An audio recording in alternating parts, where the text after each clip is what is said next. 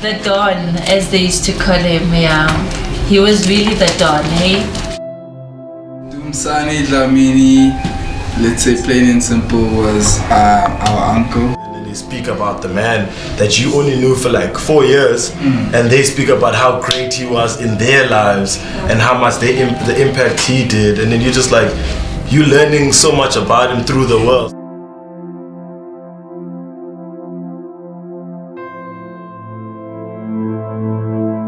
Understanding that as a person, as a human, when you want things that you want tangible things, you know, you want his warm touch, his cuddle, you know, him saying Sisi Bona Guzoluna. Just you wanna hear, you wanna touch, we want that. And as much as you believe that he's in a better place, but what is a better place, you know? He was making a better place here for himself. And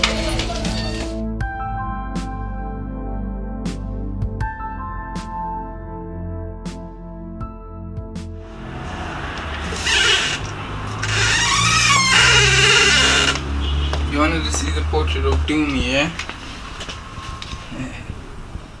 he was my father, you know. We had the most amazing relationship.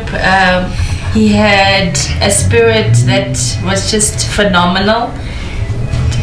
Took care of everyone, you know, that was in the family, and he was just a pillar, you know, when you were growing up. Didn't let his situation determine his outcome, you know what I mean?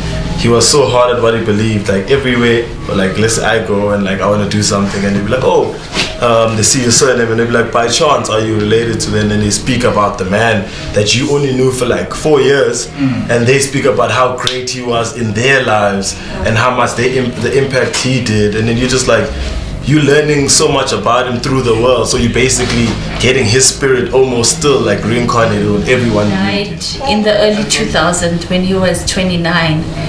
And I promise you, when I meet up with people now, you know, they'll still talk about, you know, his amazing affection and the smile that he would just have constantly, and how he would make everyone feel as if they belong, you know.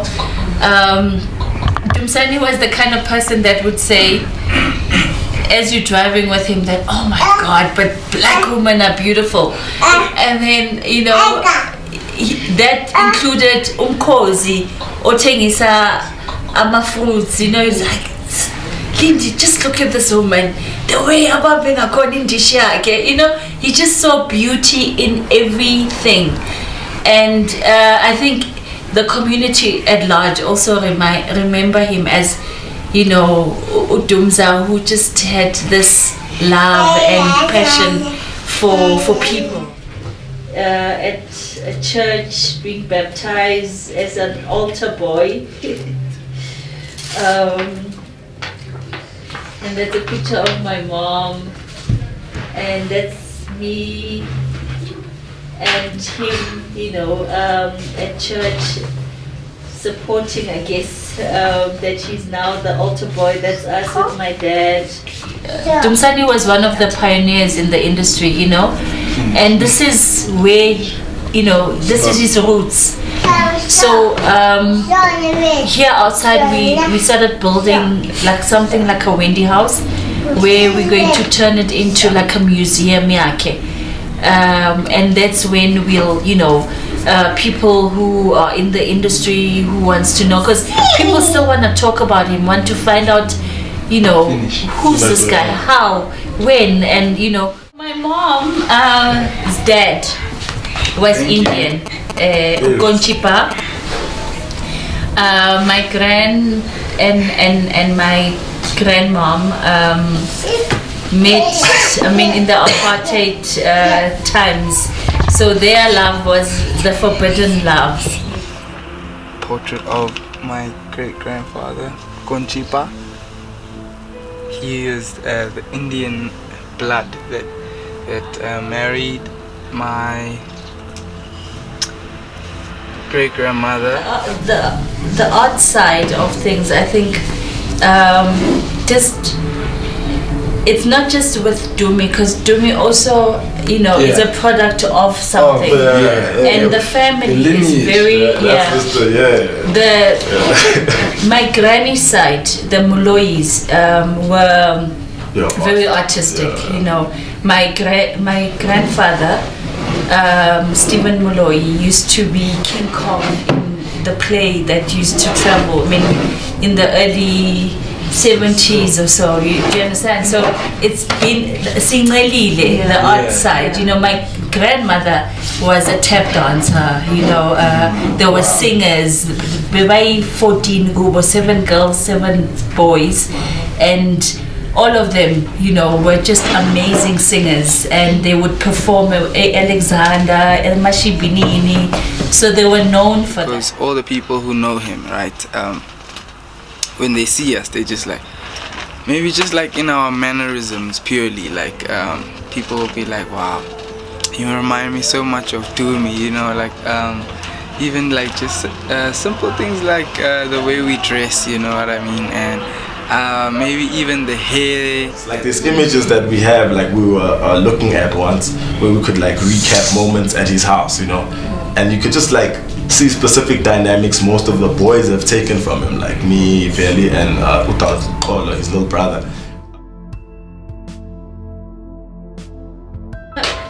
I think this was just his memorial service, but there's a whole lot of things that he shot that he was just this is shouting silent, some works that he never really published, so there was a lot of work.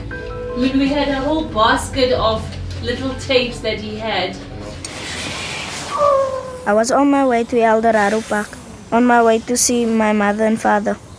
My granny never liked Eldorado Park. She says about the houses there that they have beer halls in front of them and churches at the back.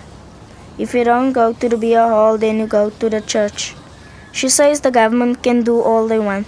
She's not moving there or to Soweto. Western is her home. All of these films are real based. You get Waiting for Valdez, you get everything based with everything was real. It's not something that was far-fetched. He brought it straight home, you know what I mean? Anyone could. You could get someone from a black person in New York, a black person in Kenya, a black person in South Africa, could relate to those ideas because it was something you felt. Somewhere in your kasi or Lapan in a hut in Kenya or in New York, a black person's being segregated to that point.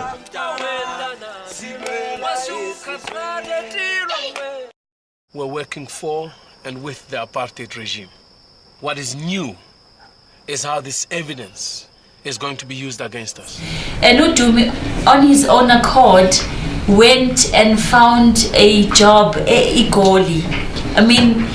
This is a Soweto-born child who does not know anyone who's pushing him to say, okay, Bona, you can go, this is the channels.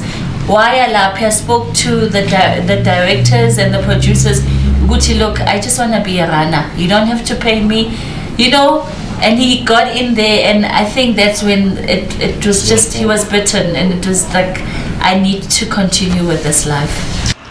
Dumi was a visual person, but he was audio, he was everything, he was, all these other factors. So with us who come after him, we'd be in all our different genres, that part of him. I'd be the visual aspect of Dumisani Dlamini. He literally, I don't know, but he sparked the flame. That's the best term I could say, you know what I mean? He sparked the flame, and if he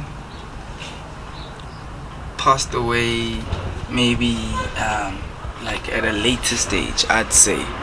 So one thing and this is kind of it's kind of deep, but one thing I could just say that his passing was a very sad and heartbreaking thing for the whole family, but it gave birth to a lot of greatness. My little brother Spiwe, Esho the rabbi, rap name, conscious rappers, you know what I mean, depth, Dalu the guru, bassist, there's too much depth now, It wasn't always an amazing journey for Dumisani. see him, the frustration, because umamami would be the financier in more of his projects, you know, because one, he was young and he had dreadlocks. So magangene bank afuna financial assistant, that's the first thing they would look at, Gucci, you know, accreditation and things like that. So my mommy, you know, they would have endless times just sitting and talking about, but Dumi, you know, this is frustrating you, you know, you're not breaking into what you want to achieve. No, yeah, because I mean, you were an amazing student. He was at Vert studying to be a doctor, and now suddenly you're following these footsteps, which you know, which it's a struggle. People in the art world always struggle, but I guess the drive and the passion, and this guy was just tenacious. Hey, one reporter. Look outside your window. That is the real South Africa. What do you want me to do? You have a voice. Use it. At his heart with the people. I can't ignore what's going on around me anymore. If I can use my story to shine a spotlight on your protest march, maybe the world's press will come here. Are you sure you're ready for the repercussions? Are you? The people. Sorry, Henry. It's just too risky. This is not a political magazine. Dumisani always wanted to tell our stories, South African stories, and authentic stories. And he, look, Guye, it was come what may, but nyayenza lento lenyenzayo. And he knew, Uguti, you know, he's going to obviously make enemies along the way. But Guye, it wasn't just about the fame and you know, being known as a director who is just getting money and doing izinto ngasifuni. He wanted to be known for doing the right things, and unfortunately, those are the wrong things. Yeah, in this. And that's how the system works, unfortunately. When you try and be authentic, you know, people don't want those things. Sifuni izinto ezi-commercialized, you know. From music, art, sport, ads. It was so funny. Dumisani, when he was shooting Idram, I was working for BMW, so I was sponsoring them with the cars, okay? And I remember there was always this whole thing, Dumi, please just make sure you don't mess up the cars, because in my job, Lana, I can't mess up, the relationship with my boss. You guys must take care of the car. And 2 days before he was murdered, he came over my house, which he never would just come, Jena, without calling or arranging it prior, because he was always just very busy. And he came and wazolala. You know, he insisted ukuthi ngifuna ukuspend isikhathi nabantwana, walala in a double bunk nabafana, you know? And, you know, it was such a weird thing, because for me it was like, yo, this guy, as a sister nje, to get him ukuthi nje spend 5 minutes naye, he's just always so busy. I remember parking the car and walking up the stairs to the entrance yendlu, and I could just hear my mom. Angaze ngizwe mamami akhala so. Yazi lokukhala lokho uzwe ukuthi sokubuhlungu nje nangaphakathi. And I was scared. I didn't want to go in because I didn't want to go and see what she's seeing, you know, because for me, I had just lost my husband, Nami, gunshot as well. So nyazi ispamusugi enzani, you know, and I remember people saying, and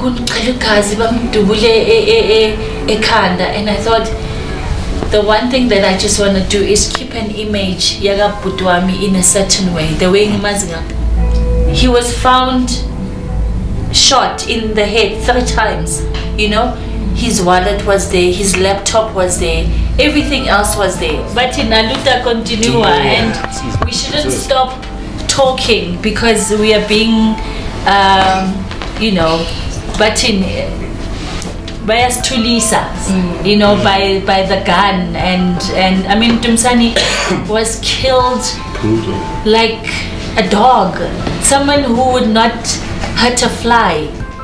As much as you believe that he's in a better place, but what is a better place, you know? He was making a better place here for himself, and you know, pushing boundaries and flying overseas. I mean, I remember having to drive him to the airport, and I'm thinking, where are go people in New York? You know, and this is in the early 80s, and you know, he's like, yeah, ngikhuluma nalama American love, ngifuna imali yabo, you know, and yeah.